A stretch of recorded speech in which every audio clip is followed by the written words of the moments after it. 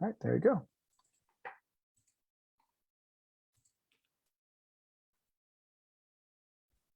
Hello, everybody, and welcome to another edition of Talk Wealth. Talk Wealth to Me. That was a Freudian slip. That's our podcast. So welcome to Smart with Your Money Live. I am Chase Peckham, Director of Community Outreach at the San Diego Financial Literacy Center, the education arm of Debt Wave Credit Counseling. As always, every other week, it's my cohort and I, Felipe Arevalo. And this week, Felipe, we're going to talk about a question that we get often. And it usually goes with, we talking about budgets and all that kind of stuff, but people always, these things come up, emergencies come up, and it just seems to get people that are trying to pay off credit card debt. It just keeps derailing them. Right. It's something, you're making all this progress and then something comes up and it feels like sometimes you're taking a step backwards. But I heard somewhere yesterday, I was like, sometimes it may feel like you take 2 steps forward and 1 step back. But if you keep doing that over and over and over, eventually you'll end up down the street. So you'll get to where you're going. I like that. It's just, you got to stick with it. I forgot where I heard it, but when I heard it, I was like, oh, that's the coolest thing I've heard in a while. I think it was some masterclass I was watching, but you have to have some kind of savings. And this is something where this isn't just for people with debt. Could be someone who doesn't have debt, but also doesn't have that savings account, that emergency savings, that you also benefit from listening in and trying to come up with, we're going to go over why it's important, and then some little things you could start doing today to get you going in the right direction. And it is still difficult to take a step back. I 100% agree with that. Hear that. It is. And sometimes that step back feels like a lot further back than those steps forward. So I 100% agree that it is difficult to have to take that step back or to get pushed back. Sometimes we don't even take the step back because we don't want to, but we just get thrown backwards. So hopefully this will, try and, alleviate some of that and keep those backward motions from being so far back. So why have an emergency savings account? Because emergencies are going to happen. They're going to happen to me. They're going to happen to Chase. They're going to happen to you. They're going to happen to all of us at some point or another. We are going to spend money on something we'd rather not be spending money on. And like refrigerators, and plumbing, tires, and brakes, reconstruction of lights, kitchens. Exactly. And on and on and on, and brakes. The list never stops. It just doesn't stop. It doesn't stop. There's always something that comes up. If you have kids, they have expenses that all of a sudden you're like, I have to pay for what? It's just, the fridge repairs. Absolutely. I had my fridge repaired twice, unfortunately, in the last 6 months. So one fix was quick. The other one was like, we'll get parts when we get parts.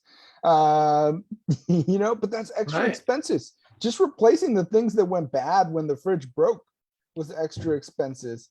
That also, all of a sudden I'm at the grocery store and everyone's looking at me like, wow, that's a big grocery trip. Like, the fridge is 100% empty. And while I was waiting for the fridge, I cleared out the pantry. So yeah, this is kind of restocking everything. So those emergency savings are going to help weather those financial storms when they do show up, because they will show up for all of us. So that's why you should have one. First step. Sometimes people think about it too much. They while they're sitting there trying to calculate how do I start? First step is just take that first step and start. If you don't have an emergency savings account, open up that savings account at your bank or credit union that you already have. You can probably do it right there online if you do any kind of online banking, or walk into a branch and do it there. There's banks that'll do it, like online banks that may be able to, you can open it straight online from reputable banks that you've heard of before. But step one, you got to get started.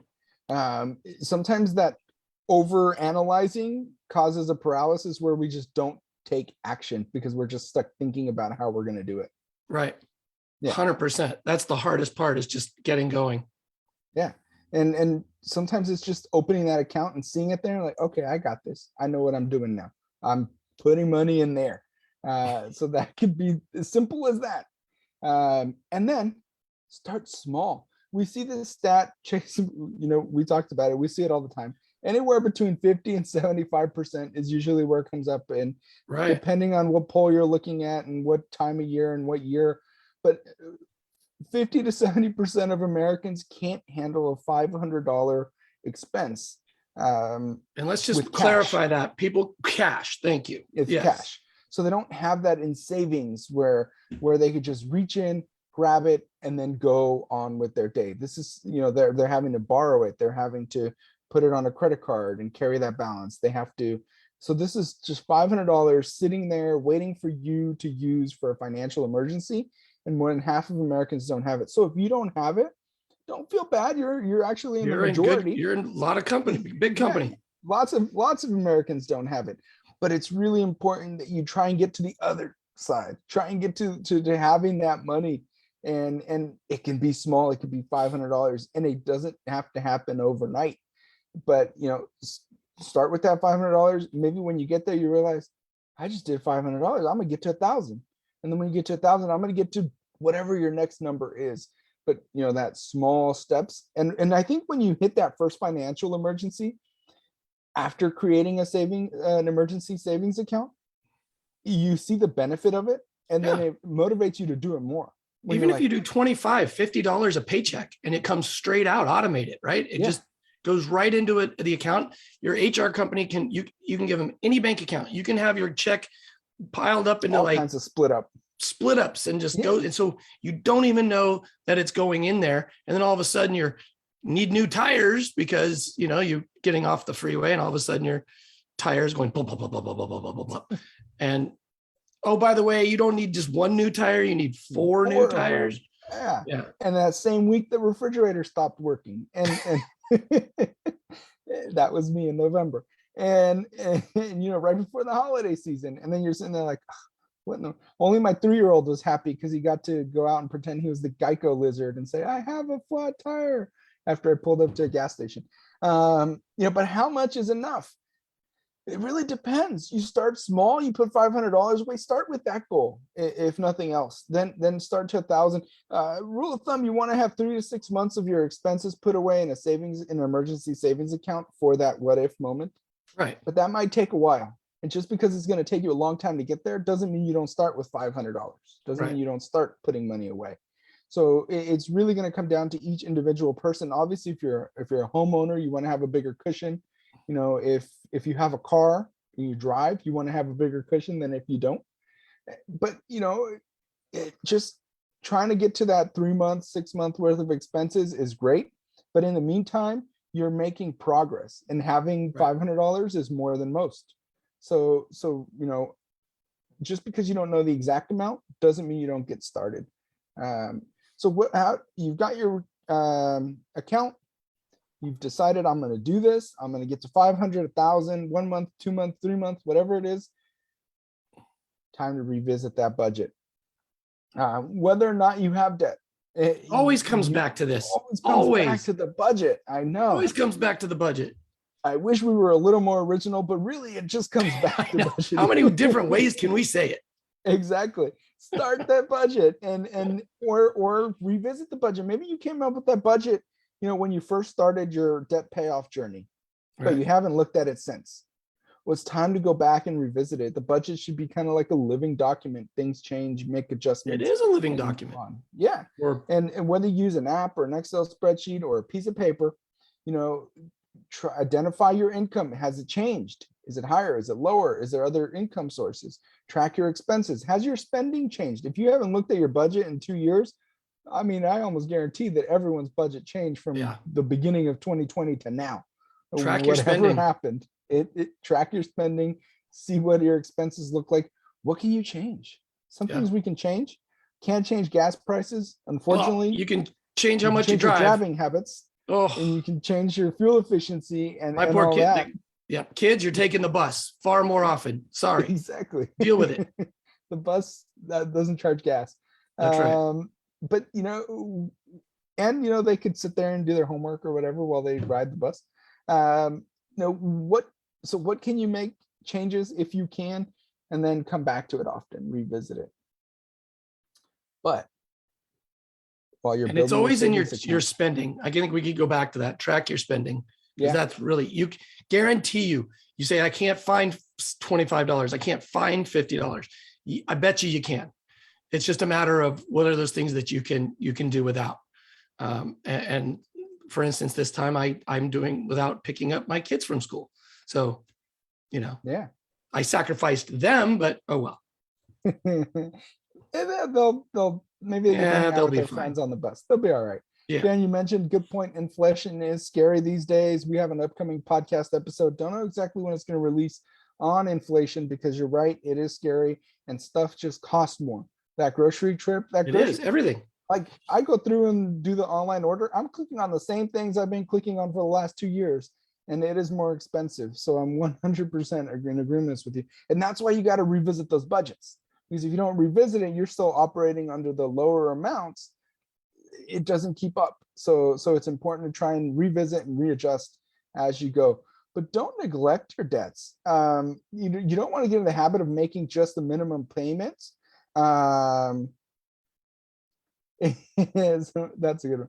I like that. That's a good Something one. to think about. I know. Food for thought on that one. Thank you. That was good. I like that. Yeah. Don't Karen's neglect your funny. debt. Yeah. You don't want to get into the habit of making just the minimum payment, because that debt, depending on your interest rates, especially if your interest rates is high, you might be paying your debt for the next 15, 20 years. If your interest is high and you're making only the minimum payment, you might pay 3 times as much. So then where would be the benefit of saying, oh, now I took 10 years and I have an emergency savings account, but my debt is larger than when I started, or my debt is, hasn't really gone down in the last 10 years. There's got to be a balance. You've got to be able to do both. And maybe you increase a little bit of how much you're paying towards those debts. And maybe you increase your savings, or you get to a certain milestone and then you concentrate back onto your debt. And so you have to get to the debt at some point, because the interest rates are going to just drown you. You're paying more the longer that you carry that debt, the more interest you're paying. And even though you may not be building your savings as quickly as you want, at least you're paying those down. The hard part is, obviously, if these emergencies come up and you have no other choice than to put them on the credit cards, that's why you shouldn't do all or nothing. It's put some away. And so depending on the size of the emergency or the thing that you're going to pay for, you can decide that I'll pay that with the cash. And that's important. So from a pure money perspective, long-term, attacking your high interest debt is going to give you the biggest return. But it's not all about the numbers. Sometimes having that savings gives you that peace of mind, unless you sleep at night. That's priceless. If that's going to reduce the stress and the anxiety and the everything else that we already all deal with, and put your money mind at ease, just having that little cushion there, that's worth more than the potential difference in the rates that you're going to be getting. So it's not always about the numbers. Sometimes having that money there can give you that peace of mind, and that could be huge. Yes, most definitely. So what little things can you do and get going to start building on this emergency fund? Well, pay yourself first. Like Chase mentioned, go to your HR, go there today and say, well, after you've done your budget, and say, you know what, I'd like to have a certain amount of money transferred into my new savings account that I just created. Here's the info. Drop $25, drop $50 of every paycheck into this account. And make that change. It's automated. You don't have to do anything. It just goes. If you don't have the ability to automate through your HR, as soon as that money gets put in, pay yourself first. Whatever amount you said you were going to save it, and then go spending your money, and then go paying your bills, because you're not losing that money. You're paying it to yourself in the future. So that's going to be a big benefit. Absolutely. Now, a little in the technicals, you don't expect huge returns by putting your money in a savings account. That's not what it's there for, though. It's not investing. That's different. That investing is a long-term thing. You're trying to get your money to grow. The purpose of the emergency fund is to have it be liquid. That means I could reach in there and grab it today if I need to. And that's why you put it in a standard savings account as opposed to investing it in a, ETF or buying stocks or 401k or anything. You can't get to that money in an That's right. emergency. And that's what retirement's for. I mean, Right. they're two different things. Presentation. But but you can look for the best APY. And what does APY stand for? Is annual percentage yield. So it's the percentage that the bank, credit union, whoever is giving you back to put money in their bank. To put money in their bank. Which is almost nothing. It's not going to be much. No. But you can find one that's a lot more than the minuscule ones. Sometimes, like you might get 0.01, and you might be able to find one that's 0.5, which 0.5, right, although it's a small amount, still is a lot more than 0.01. It's 50 times more. So the thing, that's a good one. The thing with CDs and mutual funds, it's not a bad thing. It's just for retirement. Yeah, and or even for like long-term savings with a CD, right? But it's not a good idea for emergency savings, because if you put your money in a CD, it's safe. You know how much money you're going to get, and you have an end date.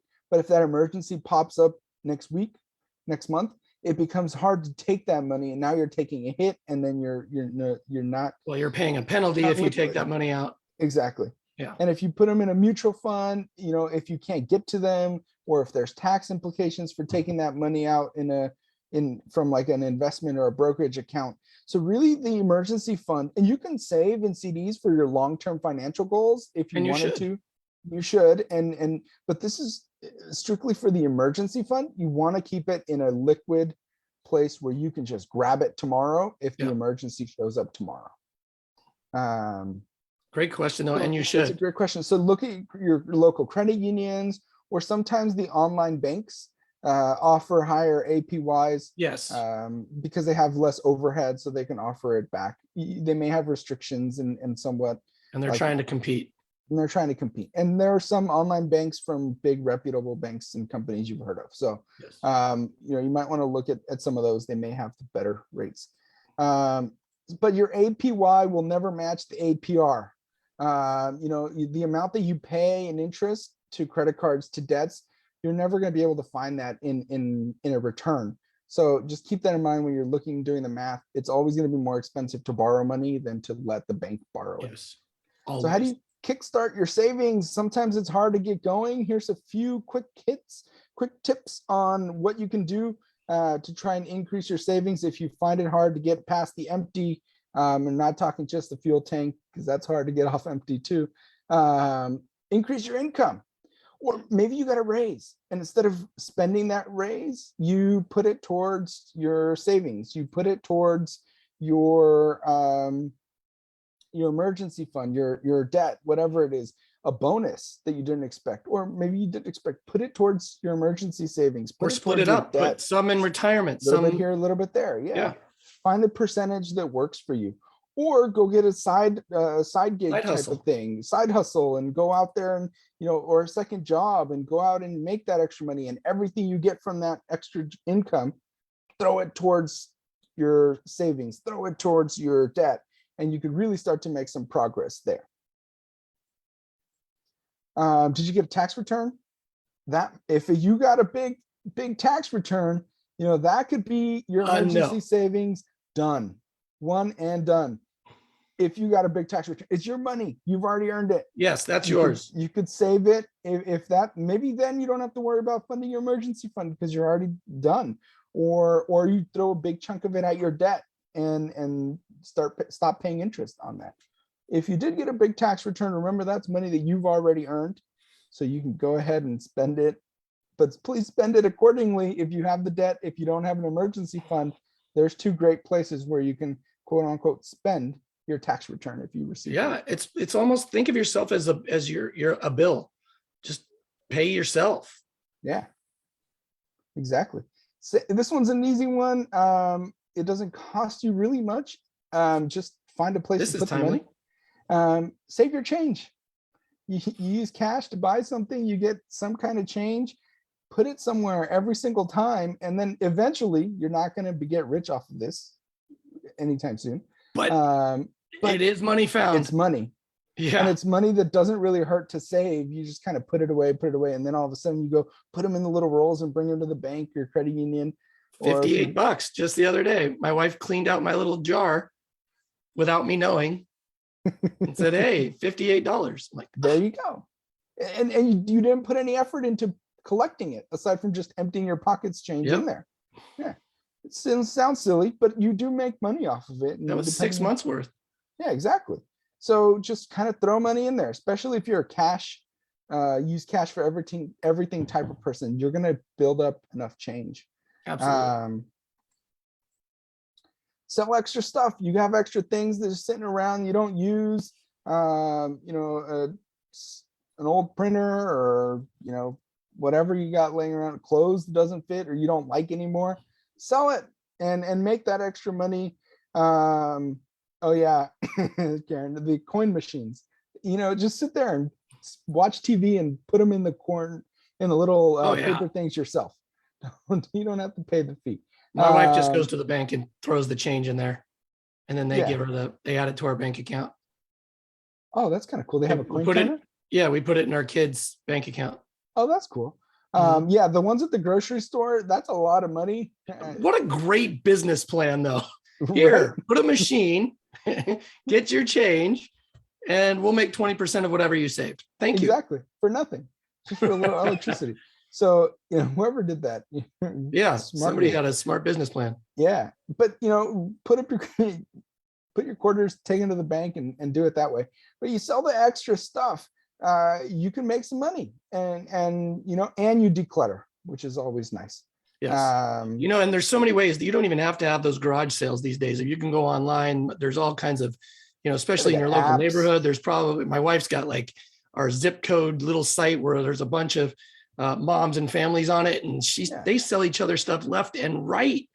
Facebook, you got all kinds of different things that you can do, and it doesn't cost you any money. You declutter and you can make a few bucks. Yeah. Next, be consistent. Consistency is key. Whatever method you pick, do it over and over and over and stick with it. Eventually you will make the progress that you're looking to make, and your emergency savings will be there for that emergency. And once you spend it, because we will all spend it, just remember the process that got you there and refund it as you go. Just keep going. Keep going. Keep going, because it will grow. It will grow and it'll grow and it'll grow. I really want to quickly mention, you mentioned 3 to 6 months. Why is that a common thing that all financial people will say that you should have in savings? And that is because, there are things like job loss and those kinds of things. So that's why they would say that you want 3 to 6 months of your monthly expenses put away, or monthly income put away. Yeah. And that's why that number. Yeah. If credit card debt is a problem and the interest rates are really high,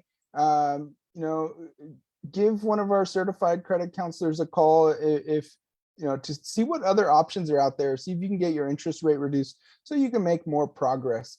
Or at least have them help you come up with a budget so you can better attack this debt.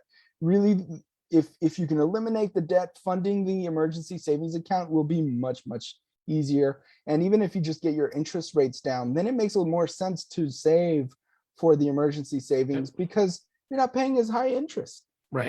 You're not paying 29% APR, which makes it a little hard to justify putting it in a savings account if I'm paying such a high interest rate. So if you get those interest rates reduced, it'll make more sense to then go ahead and try and, build that savings. Any questions from Facebook?